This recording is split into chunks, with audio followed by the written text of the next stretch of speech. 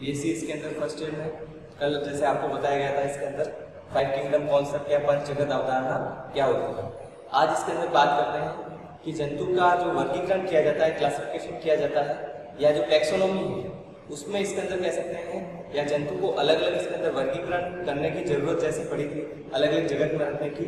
उसके बाद में इसके अंदर वर्गीकरण जो किया गया था किस आधार पर किया गया था इसके अंदर उसके बारे में। तो सबसे पहले इसके अंदर वर्गीकरण का आधार, उससे पहले इसके अंदर पढ़ते हैं कि वर्गीकरण इसके अंदर जो किया गया कैसे इसके अंदर किया गया, जंतु जो जगत है इसके अंदर उसमें वर्गीकरण किस प्रकार से किया गया। सबसे पहले उसके बारे में बताते हैं, फिर वर्गीकरण के आधार के बारे में बताएंगे कि वर्गीकरण किस आधार पर किया गया, किस इसके अंदर लक्षण के आधार पर आपने इसके अंदर वर्गीकरण किया कि इस जंतु को इसके अंदर इसमें रखना चाहिए, इस जंतु को इसके अंदर सेपरेट या अलग रूप में रखना चाहिए। तो सबसे पहले वर्गीकरण कैसे किया गया, उसके बाद पढ़ते हैं उसका वर्गीकरण का आधार क्या था।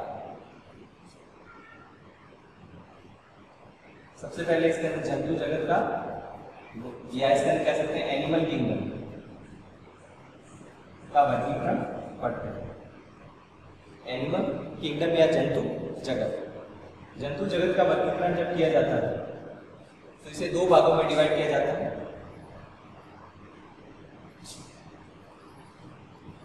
या इसे कहा जा सकता है दो इसके अंदर सब किंगडम है, या जिसे कहा जाता है जगत।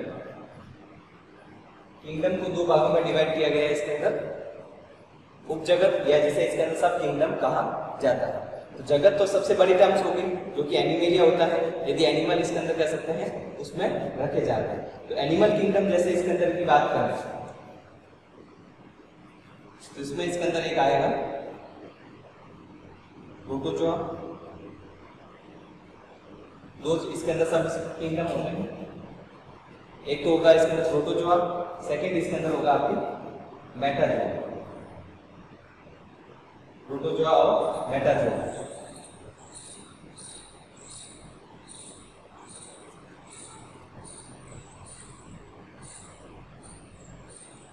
इसमें प्रोटोजोआ को इसके अंदर अलग रखा जाता है, प्रोटोजोआ जो है प्रोटिस्टा में आते हैं इसके कारण इसको अलग रखा जाता है। मेटाजोआ को इसके अंदर अलग रखा जाएगा, दो भागों में इसको डिवाइड किया जाता है।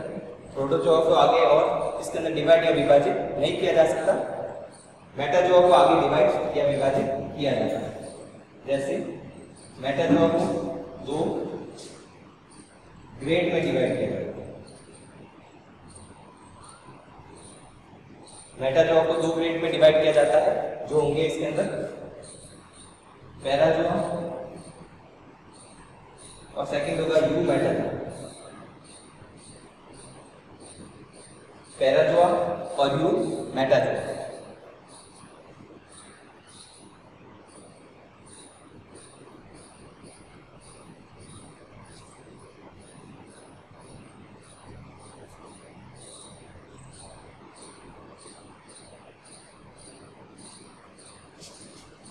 पैराजोआ जो है इसके अंदर इसमें मुख्य रूप से इनवर्टिब्रेट या अकशेरुकी जंतु का जो इसके अंदर पॉलीफेरा संघ आता है, पॉलीफेरा फाइलम या संघ के जंतु। पॉलीफेरा जो इसके अंदर फाइलम या संघ के जंतु है वह पैराजोआ इसके अंदर ग्रेड में आते हैं और यू मेटाजोआ को इसके अंदर और आगे डिवाइड किया जाता है। तो इस प्रकार से इसके अंदर जंतु जगत को डिवाइड किया जाता है। तो दो सब किंगडम होते हैं, उपजगत, पहला इसके अंदर होगा प्रोटोजोआ, इसको अलग रखा जाता है। मेटाजोआ जो इसके अंदर सेकंड इसके अंदर उपजगत है, इसको सब किंगडम कहा जाता है, उसको और आगे डिवाइड किया जाता है, विभाजित किया जाता है। इसमें एक तो पैराजोआ जिसमें पॉलीफेरा इसके अंदर संघ के जंतु आएंगे, जिसमें इसके अंदर जंतु का शरीर पोरस होता है, छिद्रित होता है। और इसके अंदर सेकंड जो इसके अंदर है आपकी मेटाजोआ में इसके अंदर ग्रेड वह है यू मेटाजोआ, जिसमें इसके अंदर कह सकते हैं आगे इसके अंदर पॉलीफेरा संघ, प्रोटोजोआ को अलग कर दिया, पॉलीफेरा संघ इसके अंदर कह सकते हैं जंतु पैराजोआ में आगे, पॉलीफेरा संघ से आगे वाले जो जंतु हैं वह यू मेटाजोआ के अंतर्गत आएंगे। तो यू मेटाजोआ को आगे और विभाजित करते हैं जैसे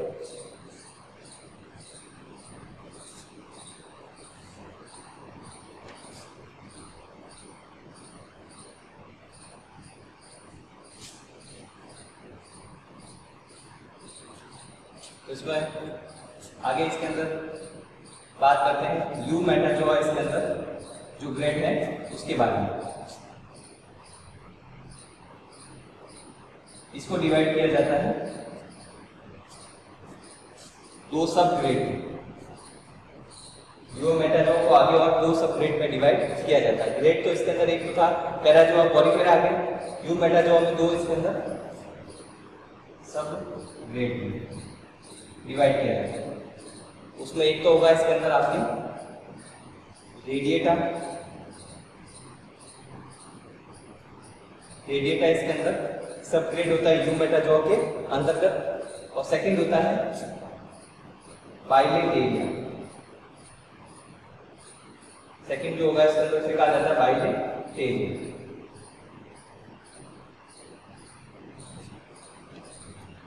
रेडिएटा जो होता है इसके अंदर, इसमें जो जंतु होते हैं अर्य संमित जंतु हैं, या जिसे कहा जाता है radial symmetrical animal. Radial symmetrical animal या इसके अंदर कहा जाता है इसे अर्य संमित जंतु, जो कि रेडिएटा के अंतर्गत आते हैं। इसमें मुख्य रूप से आप क्या आएंगे, निडेरिया या जिसे कहा जाता है सिलेंट्रेटा।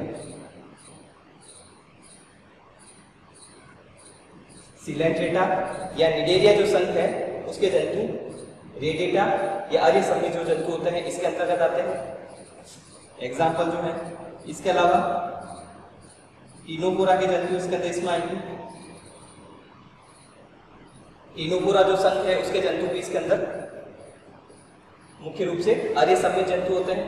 तो सिलेंट्रेटा और टीनोपोरा जो संघ के जंतु हैं वो दोनों इसके अंदर रेडिएटा इसके अंदर आपके इसके अंदर सब ग्रेड के अंतर्गत आते हैं। सिलेंट्रेटा और सेकंड है टीनोपोरा। इन संघ के अलग अलग लक्षण, उनके अलग अलग वर्गीकरण जब पढ़ेंगे उसमें कौन कौन सी क्लासेस होती है उसका पूरा वर्गीकरण, उसकी क्या क्या इसके अंदर साइलेंट फीचर या लक्षण पाए जाते हैं उसके बारे में बताएंगे। बाइलेटेरिया में जो है वह द्विपार्श्व संमित जंतु आते हैं। द्विपार्श्व संमित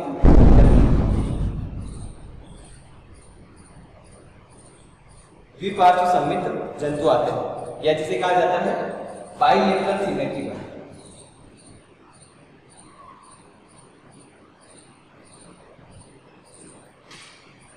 ये समिति के आधार पर इसके अंदर इसका वर्गीकरण है, क्योंकि इसमें अर्य समिति या समिति इसके अंदर जो पाई जाती है रेडियल होती है, इस आधार पर इसका वर्गीकरण किया गया है निडेरिया का। सेकंड जो होता है इसके अंदर द्विपार्श्व संमित जो जंतु होते हैं बाइलेटरल सिमेट्रिकल होते हैं। समिति जब पढ़ेंगे इसके अंदर वर्गीकरण के आधार में एक मुख्य लक्षण है समिति या सिमेट्री, उसमें इसके अंदर आपको बताएंगे द्विपार्श्व संमित या अर्य संमित, या तीसरे गोलीय संमित भी होते हैं। वह कौन से होते हैं, क्या होते हैं, क्या उनकी परिभाषा है, कौन कौन से उसमें उदाहरण आएंगे। तो इसमें द्विपार्श्व संमित जंतु जो है इसके कारण इसको बाइलेटरल इसके अंदर कह सकते हैं, या बाइलेटेरिया इसके अंदर सब ग्रेड या उपग्रेड कहा जाता है। इसमें बाइलेटरल सिमेट्रिकल जंतु आते हैं। इसके बाद बाइलेटेरिया को भी इसके अंदर आगे दो इसके अंदर अलग अलग भागों में डिवाइड किया जा सकता है। तो ये तो इसके अंदर सब ग्रेड जो हो गए वह समिति के आधार पर हो गए। इसके अंदर समिति अर्य समिति है तो उसमें सिलेंट्रेटा आएंगे, या इसके अंदर जो दूसरे जंतु हैं इसके अंदर टीनोपोरा आएंगे, या इसको निडेरिया इसके अंदर कहा जाता है सिलेंट्रेटा को भी। बाइलेटेरिया को आगे और डिवाइड किया जाता है, 3 भागों में डिवाइड किया जाएगा। बाइलेटेरिया को इसके अंदर आगे और 3 भागों में डिवाइड किया जाता है। तो बाइलेटेरिया इसके अंदर जो जंतु है द्विपार्श्व संमित, उसमें एक तो होते हैं असिलोमेट, स्यूडोसिलोमेट, और तीसरे होते हैं इसके अंदर सिलोमेट।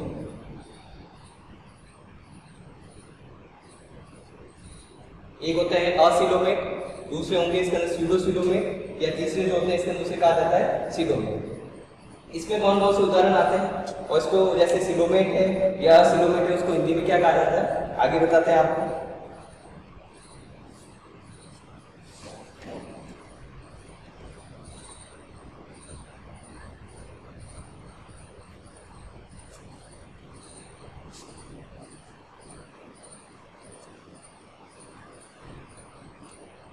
तो आगे इसमें बात करते हैं बाइलेटेरिया को। उसको 3 भागों में डिवाइड किया गया। असिलोमिक या जिसे कहा जाता है अदेहद्वीय। सेकंड इसके अंदर होंगे स्यूडोसिलोमिक या जिसे कहा जाता है कूटद्वीय। तीसरा जो होता है इसके अंदर उसे कहा जाता है सिलोमिक या जिसे कहा जाता है देहद्वीय। तो यहाँ पर देहगुहा के आधार पर वर्गीकरण इसके अंदर किया जा रहा है। तो यहाँ पर वर्गीकरण का मुख्य बिंदु जो है या आधार जो होता है इसके अंदर देहगुहा होगी। इसके अंदर जो इसके अंदर क्लासिफिकेशन या वर्गीकरण।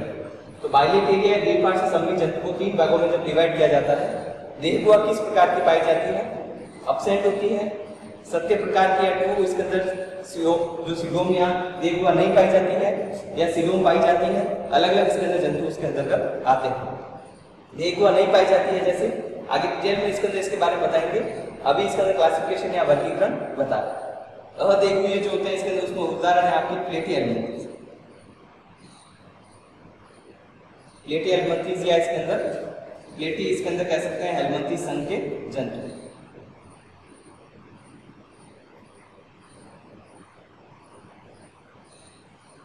और सेकेंड जो होगी इसके अंदर आपके स्यूडोसिलोम या कूटद्वीय।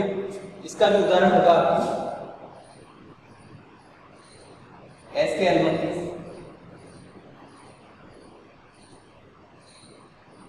एसके हेलमिंथीज संघ के जंतु। हेलमिंथीज में दो मतलब इसके अंदर हेलमिंथीज जो इसके अंदर कह सकते हैं 2 संघ आते हैं इनवर्टिब्रेट या नॉन कोऑर्डिनेट में, जो कि इसके अंदर कह सकते हैं विभिन्न प्रकार की इसके अंदर डिजीज या बीमारी कॉज करते हैं। उसमें एक तो फ्लैट होते हैं, चपटे होते हैं, एक लंबे इसके अंदर होते हैं, बेलनाकार होते हैं, दोनों किनारों से इसके अंदर नुकीले होते हैं। तो ऐसे जंतु दोनों जो इसके अंदर डिजीज या बीमारी कॉज करते हैं उनमें अलग अलग प्रकार की देहगुहा पाई जाती है। यह किस प्रकार से होती है इसके अंदर इसकी परिभाषा और सभी इसके अंदर कह सकते हैं सिलोम जब पढ़ेंगे उसमें बात करेंगे। तो एसके हेलमिंथीज जो इसके अंदर संघ है उसमें जो देहगुहा पाई जाती है वह स्यूडोसिलोम होती है या इसके जिसे कहा जाता है कूटद्वीय पाई जाती है। थर्ड इसके अंदर है देहगुहा को वापस 2 भागों में डिवाइड किया जा सकता है। एक होती है इसके अंदर इसमें साइजोसिलोम, एक होती है इसके अंदर इसमें एंटेरोसिलोम।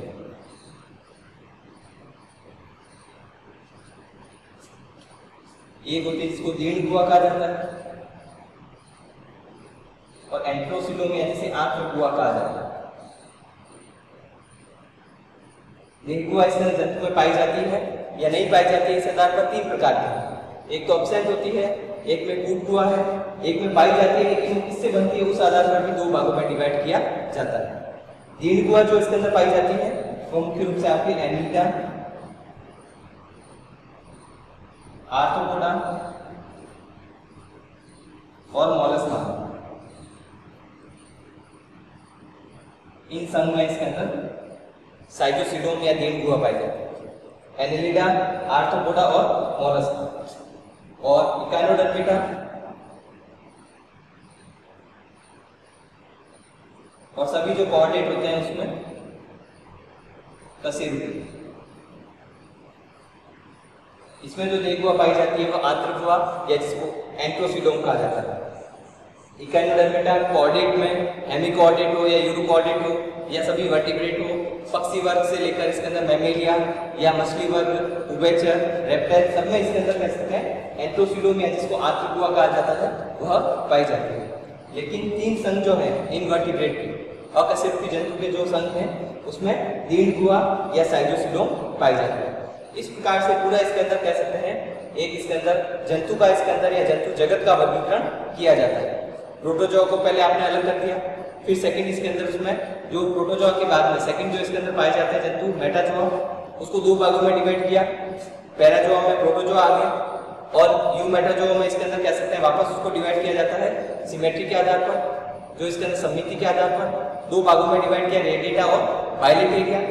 अब बाइलेटेरिया को 3 भागों में डिवाइड किया सिलोम के आधार पर और उसमें इसके अंदर कह सकते हैं उसमें भी सिलोमेट को 2 भागों में डिवाइड किया आपने सीलोम, जो साइटोसीलोम और एंट्रोसीलोम के आधार पर। इस प्रकार इसके अंदर जो वर्गीकरण है उसमें लोअर एनिमल, आप इसके अंदर जैसे प्रोटोजोआ की बात की,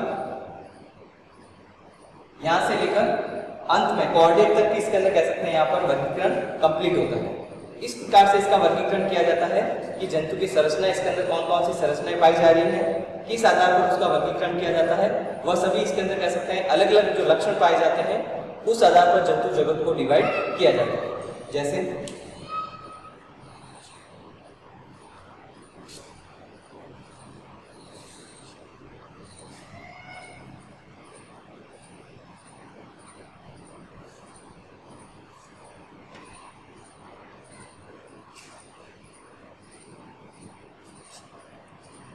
जैसे इसके अंदर पढ़ते हैं इसमें क्लासिफिकेशन,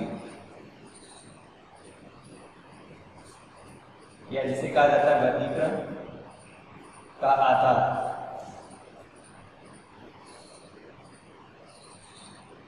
वर्गीकरण किस आधार पर किया जाता है, यह ऐसे कहा जा सकता है बेसिस ऑफ क्लासिफिकेशन। जंतु का वर्गीकरण जैसे आपने कर दिया, प्रोटोजोआ, कॉर्डेट को अलग रखा, उसके बाद में सिलेंटेटा इसके अंदर या टिलोफोरा को अलग रखा, या इसके अंदर जो जंतु एनिलिडा, आर्थ्रोपोडा और मोलस्का को अलग रखा। किस आधार पर कोई वर्गीकरण किया जाता है, उसमें अलग अलग इसके मुख्य बिंदु हैं। सबसे पहले वर्गीकरण का आधार है कोशिका की संख्या, या जिसे कहा जाता है नंबर ऑफ सेल्स।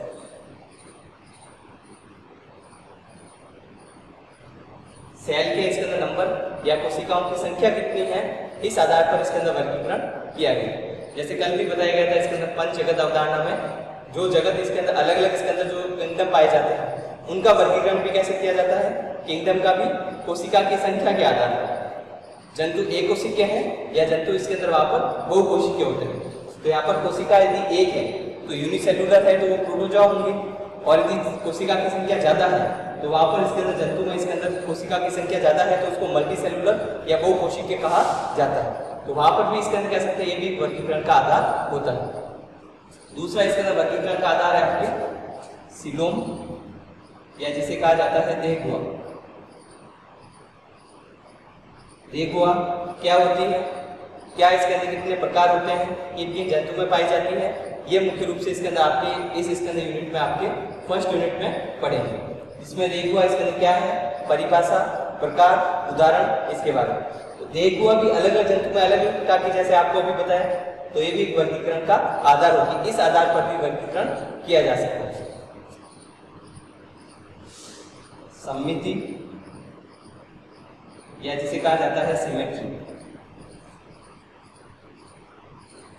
सममिति, जंतु का आकार अलग अलग है तो उसमें अलग अलग प्रकार की सिमेट्री या सममिति पाई जा सकती है, या जंतु को दो अलग अलग भागों में डिवाइड किया, किस प्रकार से किया जा सकता है, उसके शरीर के आकार के आधार पर। तो वहां पर सममिति भी जंतु में अलग अलग प्रकार की होती है, उस आधार पर भी वर्गीकरण किया जा सकता है। इसके अलावा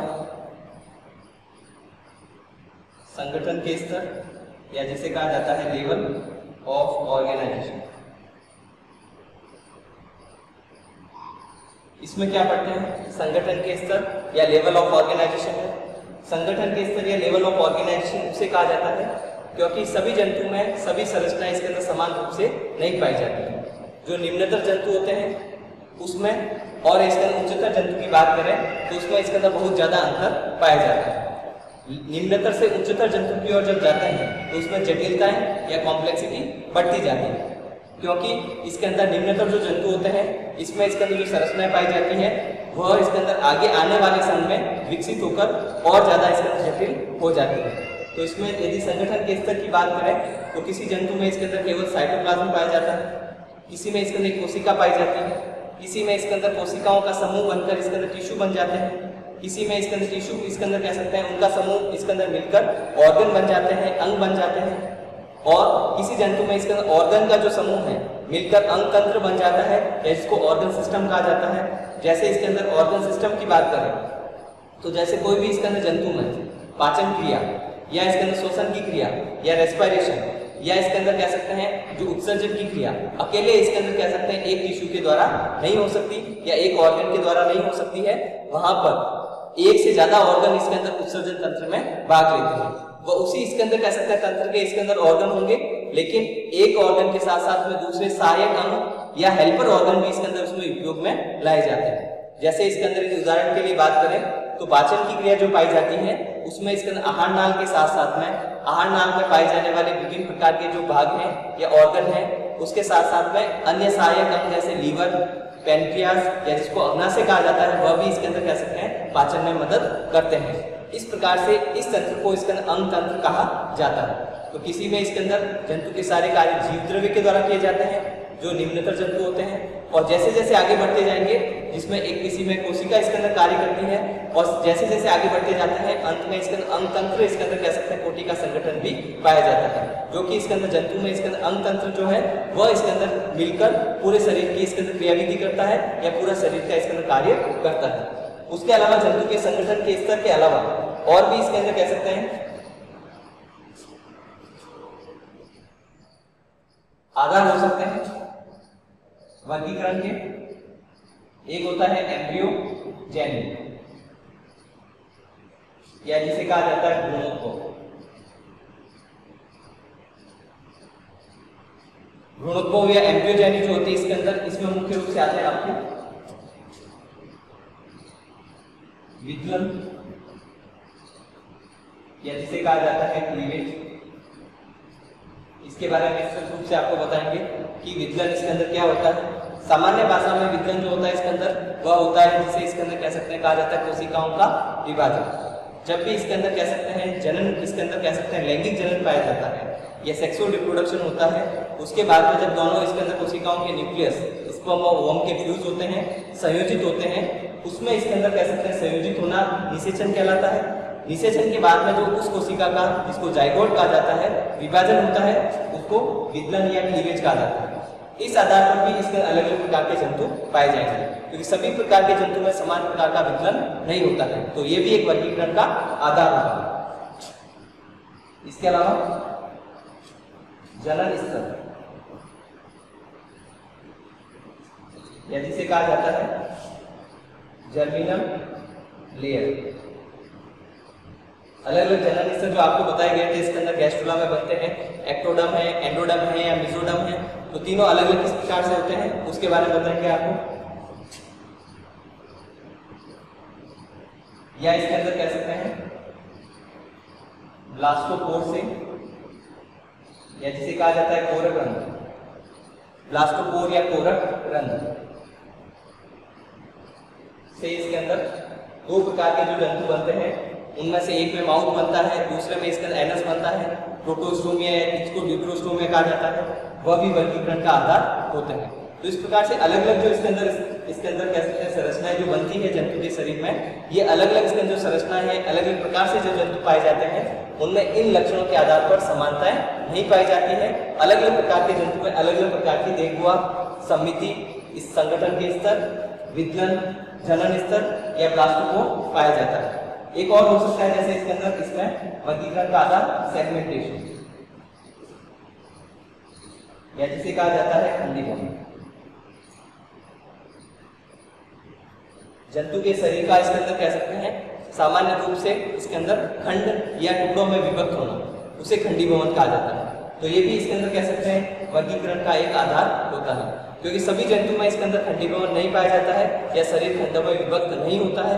तो जो खंडों में विभक्त होते हैं उनको अलग संघ में रखा जाता है या उनका अलग संघ बनाया गया है, और जिनमें इसके अंदर खंडीभवन नहीं पाया जाता है उनको इसके अंदर कह सकते हैं या वह इसके अंदर कह सकते हैं अलग संघ या इसके अंदर फाइलम होगा। इस प्रकार से 6 मुख्य इसके अंदर संगठन के जो इसके अंदर क्लासिफिकेशन है के मुख्य बिंदु हैं, जिनके आधार पर इसके अंदर जंतु का वर्गीकरण किया जाता है।